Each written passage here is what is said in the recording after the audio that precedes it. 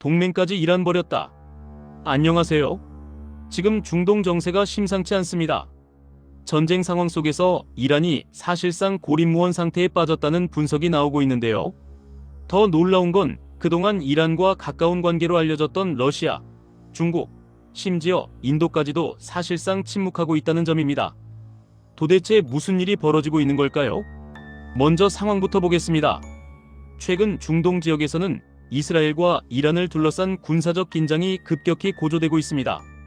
특히 이스라엘은 이란 지도부는 물론 후계자까지도 제거 대상이 될 수 있다는 강경 메시지를 내놓으며 사실상 정권 핵심을 겨냥한 압박을 이어가고 있습니다. 이런 상황이라면 보통 동맹국들이 외교적으로라도 지원에 나서는 것이 일반적입니다. 하지만 지금 이란의 상황은 다릅니다. 먼저 러시아입니다. 러시아는 그동안 우크라이나 전쟁 과정에서 이란의 드론 지원을 받아왔고 양국은 군사 협력 관계를 강화해왔습니다. 하지만 이번 사안에서는 러시아가 이란을 직접적으로 지지하는 발언을 거의 하지 않고 있습니다. 전문가들은 이유를 이렇게 분석합니다. 러시아 역시 현재 우크라이나 전쟁에 모든 군사외교 역량이 집중된 상황이기 때문에 중동에서 새로운 전선에 휘말리는 것을 극도로 피하고 있다는 것입니다. 다음은 중국입니다. 중국은 이란의 가장 큰 원유 구매국 중 하나입니다. 또한 중동 외교 중재자 역할을 자처하며 이란과 사우디의 관계 정상화를 중재하기도 했습니다. 그런데 이번 긴장 상황에서 중국 역시 강력한 지지 메시지를 내놓지 않고 있습니다. 이유는 명확합니다.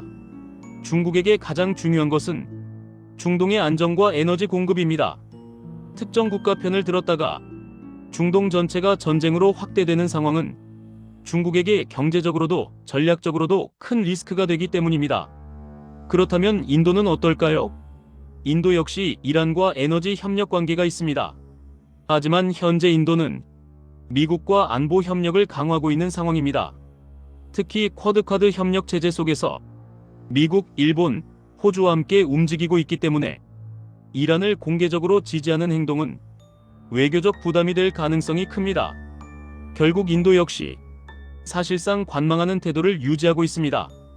정리해보면 이란이 기대할 수 있었던 러시아, 중국, 인도까지도 지금은 모두 직접적인 지원이나 강력한 외교적 지지를 피하고 있는 상황입니다. 전문가들은 이를 두고 이란이 국제정치 속에서 사실상 전략적 고립 상태에 놓였다 라고 분석합니다.